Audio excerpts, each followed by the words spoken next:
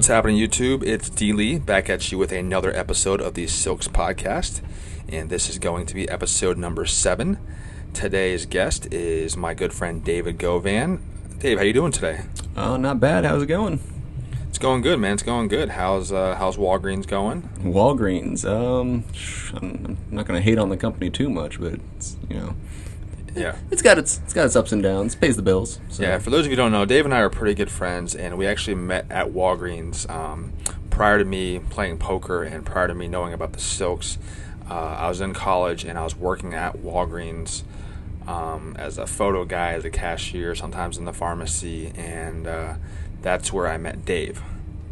Indeed, and I've been there 11 years now. It's been that long? It's been that long, 2009. Well, yeah. It's going to be 11 years next month. Now, are you the store manager yet, or like the district manager? No, I mean, yikes, don't even want to do that. I've pretty much worked every position there except for store manager and pharmacist. I've been, just cashier, photo guy, assistant manager. Do you see yourself tech. staying there for like long term? I mean, like you said, it's already been 11 years. Do you see yourself going like further past that? So I'm actually not sure. It kind of really depends on what I want to do in life. I mean, I'm definitely going to stay there unless some better opportunity arises, or if the run good just comes at the poker lounge, you never know. But pretty much the plan is to stay for now. I actually went down to part-time for a while. I was looking to get into a computer science job with my dad. That ended up not working out, so I went back to full-time, and now I'm working in the pharmacy more. So there's some opportunities there, but we'll see what happens. You're full-time now, or you're part-time now? No, right now I'm full-time. I'm doing 35, 40 hours a week, depending on the week, and 5 days a week, every week.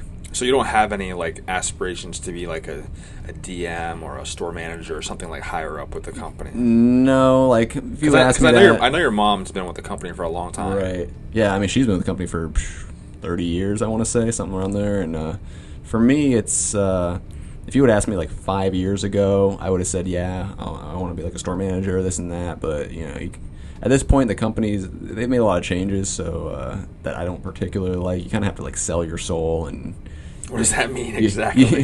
Yeah, that's a good question. There's a lot of politicking, and you gotta kind of be a kiss ass and this and that. I haven't worked there, and I think I left the company in 2013. And from everything that I've read or heard or something, Walgreens, at least from what I've seen, it's kind of on the decline. Well, I'll tell you the main reason. It's Amazon and things like that. I mean, walking into a store and buying things is not, as glamorous as, just clicking something on your computer and it's there in 24 hours. And so, I mean, obviously the pharmacy is what's driving everything, but even, mail order pharmacies, that's getting popular. So, Walgreens, its days are numbered. I mean, it's not going to be out of business in 5 years or anything, but I could see in 15, 20 years Walgreens might be, just a memory. We're not really sure. Am I right in the sense that it's kind of going downhill as far as where it used to be? Because I remember it was the number one pharmacy in America for the longest time, and then CVS I think slowly took over, and I don't even know where the ranking is now. I'd say where we actually are still probably the number one pharmacy. It's just mainly just retail pharmacies. It's not a lucrative thing anymore. Shareholders are not happy with the business as a whole. They've done a lot of cuts. We used to have anywhere between 3 and 6 employees at a time, and now you're lucky if you have more than 1 or 2 people besides the manager. So it's just the same amount of work, half the amount of people, and it's just it used to not be stressful. It's actually kind of stressful sometimes, which sucks when you're making $13 an hour at Walgreens. You know what I'm saying? You don't want to deal with that extra stuff. But hey, I do what I need to do. So, what's the biggest change that they've made since I left? Let's say in the last 5 years. Right. Well, so I mean, when you were there, it was you got your cashier, you got your photo guy, you got your cosmetics person, you got the manager, and you got the assistant manager. So you got 5 people. Now it's. And that was the morning shift, and then you had the same setup for the night shift. Now it's in the morning, you got your manager that opens, you got a front cashier, you don't have a photo person, you don't have a cosmetics person, and the front cashier runs the store basically until the manager has to come out and do something. Fuck? Yeah. And then I'm serious. And then at about noon or maybe 11 a.m. you have a mid shift, someone that works 12 to 8. They cover the breaks, then they take over in photo, they do whatever, and they do the work on the floor, stock the shelves, all the different stuff, clean the bathrooms, trash, all the bullshit, and Yeah, and then you have your night front cashier, 4 to 10. So you pretty much have 3 people other than your 2 managers, morning and night, every day. And so it's like it's basically half the staff. They went because I mean payroll. Any company payroll is the biggest expense. So Walgreens is like, hey, how do we make money? We're losing money. People are not shopping here anymore. And they're like, well, we cut the employees in half. And it's like, oh, cool. That means there's going to be less work to do. And it's like, no. You still have the same workload. You just have to figure out how to do it now. So that's where we're at. I mean, I survive fine because I know how to do everything. I've been there forever. I can work every single department except for be the pharmacist. Other than that, I'm fine. I've done it all. So it's easy for me. But for people that are people like new hires, they have to learn everything instead of just like one area at a time, and it's a little rough on them, but it works for me. So yeah, I'm not gonna lie, I really I kind of miss it at times, but I really don't. I spent 7 years there myself, throughout college and post college for a little bit before I played poker. So good old days. It was a good old days. So speaking of poker, how did you get into poker? All right, well, so I learned how to play poker from my 2 cousins, Brian and Chris, when I was like, I don't know, 7, 8, 9. I can't really remember. They taught me Texas Hold'em poker, which actually is still the only form of poker that I know how to play. I mean, I understand PLO, but like, you can't put me at a PLO table and expect me to not just like. You can't put many people at a PLO table. And like pot limit, all that stuff.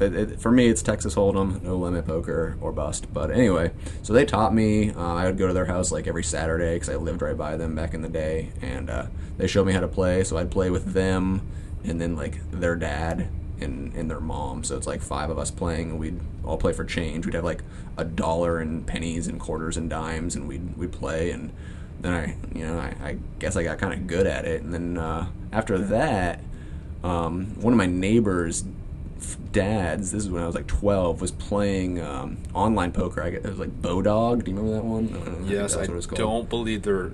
I don't even know if they exist anymore. Yeah, they changed the name or something. Many of them don't. Hold on 1 second. We're being interrupted. Uh-oh. Sorry about that, guys. We had a brief interruption there for a second. Apparently, one of my good friends, Sherman Johnson, just told me that the NBA has canceled the rest of the season. I don't know if it was until further notice or like indefinitely, but because of the coronavirus, tonight the Jazz were playing who are they playing? I think the Thunder. The Thunder, and the game only had 1,000 people in it because I think that's what the NBA was doing, is they were kind of limiting the capacity. And one of the players, Rudy Gobert, apparently has caught the coronavirus. So ironic, because he was actually kind of making light of the virus just yesterday. So yeah. So sucks for him. But right. Dave, like, what do you know about like the coronavirus, and what do you think of like the NBA taking this action? So I haven't done like a lot of research or anything. I mean, I work at a pharmacy, so like I'm washing my hands all the time and all that. But I know it's obviously dangerous and it's widespread. I mean, there's no vaccine for it, so that's the issue right now. There's no vaccine. There's no really known treatments. But I mean, for the most part, if you're middle-aged, healthy, anywhere between like 15 and 50, and good immune system, you're probably not gonna die. But like, if you're older or you have a compromised immune system, or if you're a young kid, then it's some dangerous stuff out there, and it's spreading pretty quickly. And I guess from what it seems, only the smallest of contact, and you can get it. So everyone should definitely be careful. As far as the NBA though, and the measures they're taking, I mean, it kind of sucks. Like as a fan, and I mean, I'm a Laker fan, so obviously this was our year. We're going to win the chip, and apparently that's not going to happen. So that kind of blows. But I understand the precautions they're taking because, I mean, safety first. You already got one player that's got it, and I mean. So you would say a big league like the NBA, you think they handle this correctly by just canceling the season altogether? I don't know. I mean, I don't know. They have more information than I do about it. But, I mean, it must be a serious situation if because obviously the league, they're going to be losing out on a ton of money. You got TV contracts, ticket sales, everything, especially like the playoffs. I mean that's big time money right there. I don't know what they're going to do with like player contracts. Do they still pay them out? Like, because the owners, they're going to be making that money from the sales. So it's going to be wild to see how this develops. But I mean, I guess they did it for good reason, because they know that they're going to take a big hit. So I mean, they must be pretty serious about it. But it is good to see that they're taking like player and fan safety into account over just money. Now, people have kind of been making just a big deal about the whole virus in general, and I understand, like, there have been people that have died.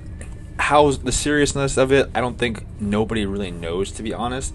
I think the public is just kind of making it a bigger deal than it actually is. What are your thoughts on that?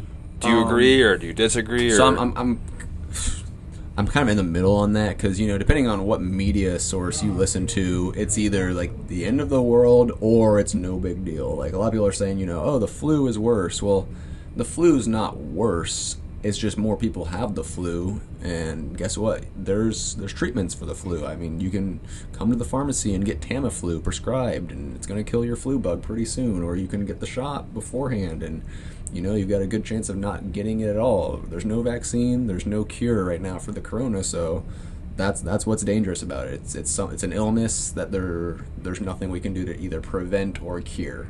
And that's really what separates it from anything else. As far as like people putting their whole lives on hold, I'm not about to do that. I don't know. I'm going to do pretty much everything I would normally do. I already wash my hands a lot anyway, so I don't have to start washing my hands and all that. But I'm going to live my life as I normally would. That's what I would suggest most people do. But if you're someone and you've got some sort of immune system, deficiency, then you better be one of those people walking around with a mask, gloves, stay in your house if possible until they get a hold on this or get a vaccine developed or whatever they need to do. But there's definitely a lot more panic. Like, I mean, my store, the Walgreens I work at, we're like out of toilet paper right now, and the water is flying off the shelves. It's like hurricane season. Yeah, I've seen online, I think I was telling you this earlier, that hand sanitizers are being sold for hundreds and hundreds of dollars, which is ridiculous. Oh yeah, we're going to start rationing, which that's something you think of like the Great Depression when you think of rations. But I mean, at this point, manufacturers like the face masks. Most face masks that get made and sent to the U.S., they're all from China. Well, China's not sending any of those to us because they need them. So right now, there's only one manufacturer that I'm aware of in the United States that even makes face masks.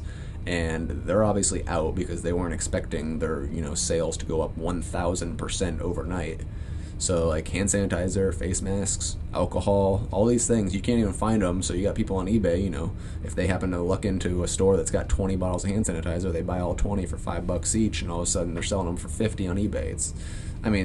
That's just like crazy price gouging, and the people spending that kind of money, I think they're hypochondriacs of the world and the doomsday preppers. I would never. Soap and water, guys, come on. Yeah, hopefully this, obviously it's something that, we can't figure out, so hopefully this issue goes away at some point, because now it's just kind of, becoming a little over the top. But like, as you can see now, the NBA season's gotten canceled, so maybe it's a lot more serious than we think. Or like you said, maybe the league is just taking, precautions. Right. Yeah, I think it's a little bit of both. Like, it's definitely a very, very serious situation. Like, if like some people are like, oh, it's nothing. Like, no, it's definitely something. But I don't think any of us can really understand or know how severe it is, because we're not privy to all the information that people in the government and the higher ups have. They know more about the situation and what's going to end up happening with the spreading and the quarantines and how far along development for a cure and all that is. So we'll never know that. I mean, me personally, like, I would be more worried in this room, like the poker room.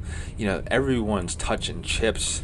Everyone's touching their food. They're touching the cards. I see a ton of people that leave the bathroom and don't wash their hands. So if there's any environment to where, there should be a worry, it's probably the one that we're in all the time, especially me.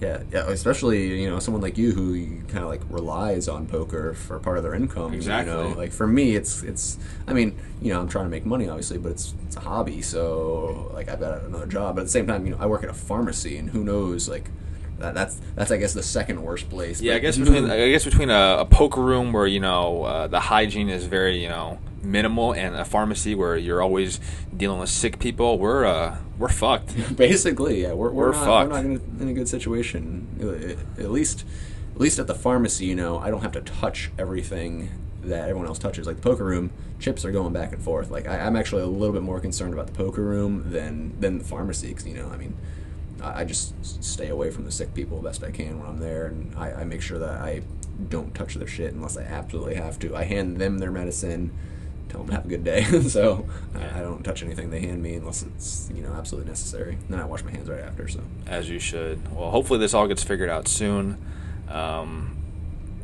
Hopefully Rudy Gobert, gets better from this. He's young and healthy, so I mean he'll be fine. At least I hope. That's the plan. So let's get back to what we were talking about before. Yeah, we found out about this. An interesting interruption, but hey, it was worth it. It was a big topic right there. Yeah, so. It is. So you were playing poker online on Bodog. No. It was actually. Or was it something else? No. Yeah, but it was my neighbor's dad that was playing online on Bodog. So I was at my neighbor's house like all the time. He was a good friend of mine and everything, and I knew his dad pretty well. And I'd always see him playing online. I was like, I'm like 12 years old, and I'm like, I know how to play poker. So I started watching him play like those little sit and go tournaments, $3 buy-in. If you like get first or second place, you get paid out. And I'd watch him play that, and he'd win some, lose some, and it was interesting. And I actually ended up making a Bodog account when I was. Don't tell the feds, but I was like 16, and I used my dad's info and all that. Put $100 in there. I know they're not going to listen to this, but so put like $100 in there. I ended up losing the $100. It's not like it was a lot of money or anything, but it was fun for a while. And then I started working at Walgreens, and Mr. Poker himself was working with me. So. Oh, so is that kind of how you started playing live action? Is because of me? Yeah, I had never. Well, I mean, other than little coin games with my cousins and whatnot, I never played live poker until I couldn't tell you how we started talking about poker. I guess one of us mentioned it, and the other one's like, "Oh, I play too." And then because I don't think I started coming here until later on.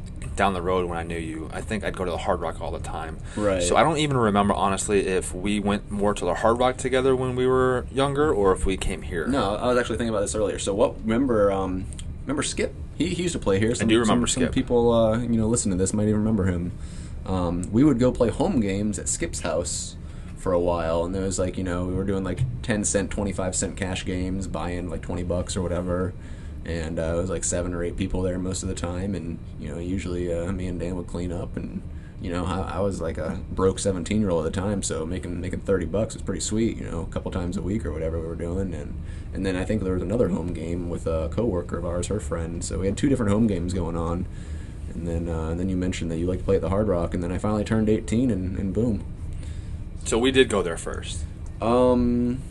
Or more, I guess. Yeah, I mean, I think actually the first time I played anything like in an actual card room was actually here at the Silks playing 1-1 back in the day when it was like good old days. A $20 to $60 buy-in. I think I bought in for $20, and I don't remember if I won or lost my first session. I can't really remember, but we kind of like split between the Silks and the Hard Rock for the first like year or two that we were playing. We'd probably play like once every other week, or at least I would. You would probably play a little more than me, but. Would you choose this place over the Hard Rock now, or is it kind of hard to say because you haven't really been to the Hard Rock, in a while? It is hard to say just based on that. I've always loved the Silks. Like I played at like Lucky's once or twice, and I've played at a couple card rooms, but the Silks is still, I mean, it's the best card room in the area. Like I think hands down, in my opinion. There's action. The buy-ins structure I prefer. Like I mean, I wouldn't mind if it was a $300 buy-in for 1-2, but I mean, $200 buy-in's fine. Then we got the 1-3. I mean, the 1-3 is juicy, and then there's the 1-3-6, the 1-3-6 deep. Like this is good stuff right here. Hard Rock's all right. I actually preferred the original poker room though, the one down that long hallway by the food court. I like that one a little better. They've actually moved the room twice since you've last been there. Oh, so it's not like that like it's not anymore. It's like it's actually completely away from like the casino altogether. It's on a completely different floor, and they actually just added another poker room for WPT tournaments. So just think of 2 poker rooms and 1 casino. Like that place is just getting ridiculous. All the stuff that they're building, all the revenue that they bring in. Even with all that being said, I still prefer playing poker here at the Silks, to be honest. Mm-hmm. Yeah, I mean, actually, I want to travel over to the Hard Rock one of these days soon just to check it out because it's been a while, and I mean. There's more tables there, so there's that. You can table select a little better, but I mean, the regulars here, they're fun, they're cool people, and some of them are pretty fishy, so it's all good. So I remember for a while you took a break, like you didn't play for a while. And I don't know if you were busy or you just kind of like lost the urge to play. Why'd you take a break? So it wasn't like a planned break or anything like that. It was just more, the money wasn't all there. I started playing 1-3 for a while, and I was bringing 600 when I would come, and it got to a point where 2 or 3 bad sessions in a row, and that starts to affect the bankroll a little bit. Oh, for sure. But I pretty much, I mean, the first few years I'd play like 2-3 times a month, so it was like pretty consistent, like maybe once a week even sometimes, and I was doing pretty well overall. I was a winning player like in the long run, but it was just kind of a natural break. Other things in my life going on. I mean, things kind of outside my control. Some of those things happen. Some weird family issues, different things going on at work.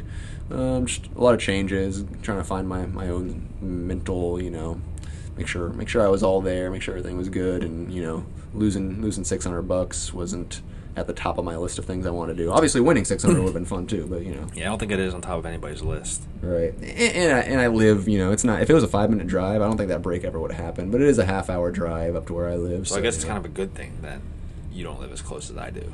I mean, right now I'd like to live closer because I'm playing a lot more. A lot. But back then, it was like I had to kind of like plan it out. If I want to play, like I couldn't just like decide, I just want to play for an hour or two and see what happens, because it's like I've got an hour plus round trip on top of it.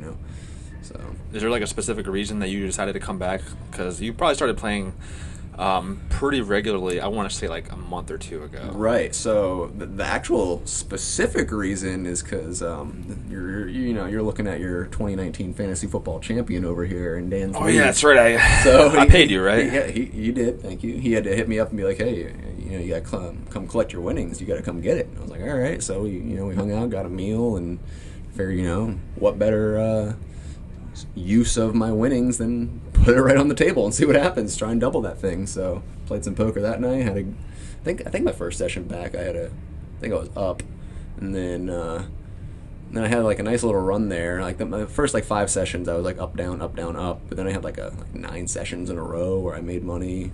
The last 3, I'm down 2 of the last 3 sessions, which no big deal. I'll bounce back. But so once things started looking good, I was like, you know what? I'm just going to keep playing. Why not? Yeah, I remember talking poker with you the last couple weeks. There was that week where you ran like really, really good. I even came here one day. You literally had like $120 in front of you. And then probably in an hour, maybe even one dealer. It was one dealer. You went from to like 800. Oh yeah, to like 800 or something crazy like that. There's a story involved with that. So I bought in for 2. I'm his good luck charm apparently. He is. I bought in for 2. I lost it. No big deal. Whatever. I bought in for 2 again. So I'm in for 4. Playing 1-2. Yeah, and I got down to about 100. Whatever. I've been there before. Let's build it back up, and I'm just floating around $80, $100 for like an hour. And I was getting ready to leave. I'm like, I'll just keep the 100. I'll just leave down 3. No big deal. And then Dan sits down at the table while he's waiting for the 1-3. I'm like, all right, I'll play for, one more dealer, see what happens. Because it was getting late. I was kind of hungry. And so Dan sits down. I pick up, I want to say I picked up kings. Yeah, I picked up kings. And, someone raised. Another guy calls. So I'm licking my lips, obviously. I pop it. The first guy that, originally raised shoves. The other guy also shoves. I only had $100 and I'm not folding kings right there, so I shove, and it's me versus queens, and for some reason queen jack, and I just flop a king just in case, and it's over, and it was all good. So I triple up right away off the bat, and I'm like, thanks Dan. So and then I won a hand or 2 here and there. I'm hovering back around 400 or so, maybe 450. So I'm actually up a few bucks. So I'm feeling good. And I'm getting ready to leave now that I'm up $50, and I'm like, no, let's play another round. I forgot this pot. Yeah, this hand right here. This is the one, man. So I pick up aces, everyone's dream, and so I raise, and I only get 1 caller. I'm like, all right, whatever, and I think I raised like 10. But the one guy that called, he was kind of like he was a maniac. I was gonna say, like, before you go on with the story, you better tell these people that you got the one guy at the table you wanted in the hand with you. He had a nice stack. We were about even stacked. Both had like 450 in front of us. Like I think I had him covered by like $20 or something, literally. And he was not good. And he was not good. He was playing everything. He was hitting a lot of things too. So which is what you want. If you want the fish to hit, as long as it's not against you, because the bigger their stack is, the better for you. But so I pick up aces. I raise. He calls. I'm like whatever. And the flop here, it was a good flop for me. It was ace 7-3.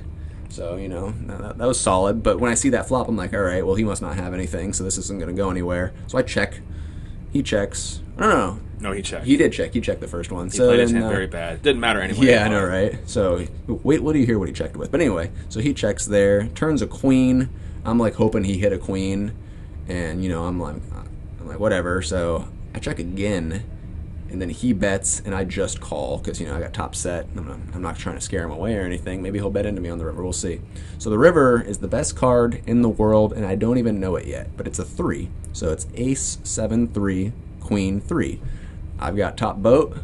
I'm thinking, man, I hope he's got a 3. Maybe he's got a queen. You could have a flush too because the oh yeah, it did. The backdoor flush came in. The backdoor flush did arrive, and the way that the hand played out, I remember I thought he had a flush, but yeah. So listen to this. So now I'm first to act. I can't keep checking now that we're on the river. So I bet $40, hoping to get a call, and then I see him counting chips. I'm like, oh baby, here we go. So he makes it, I think 90.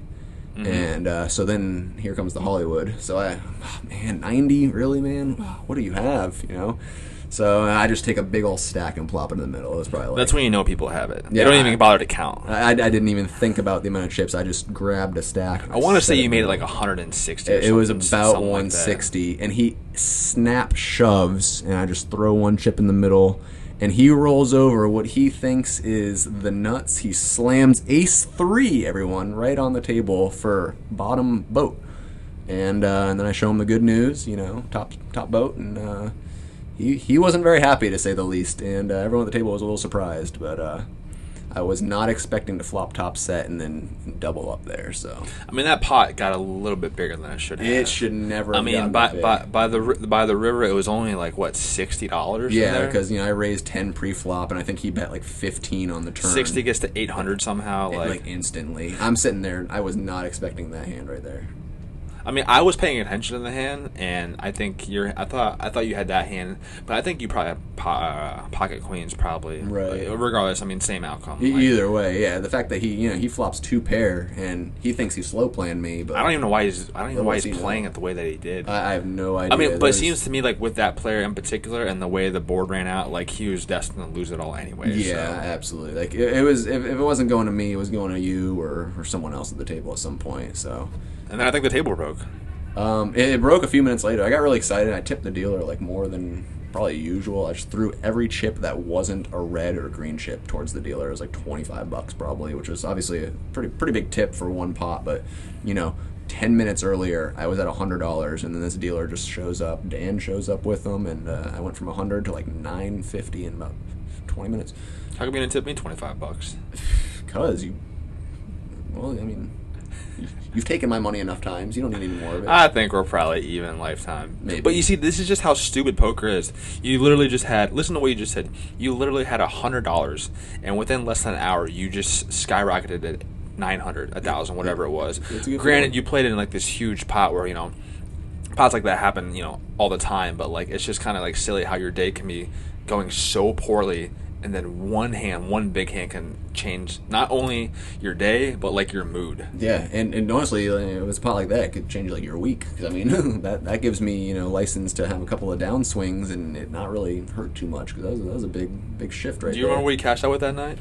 I left give or with take about $950. So I was up $550 for the day. Think about that for a second. You were down to $100, so you were minus $300, and you cashed out with that's like it's an $850 swing. $900 swing in the matter of an hour. Yeah, that's how silly poker is sometimes. Yeah, like it was nice. I've been playing for a long time. I still won't, and I will never. I don't think anybody else will ever figure out like all the aspects of poker. That's just how it is. Oh, and it's a living game. Strategies, the game changes all the time. I mean, if you go on 2+2 forums, you look at the advice given in 2012. It is not the same advice given in 2020. Oh, for sure.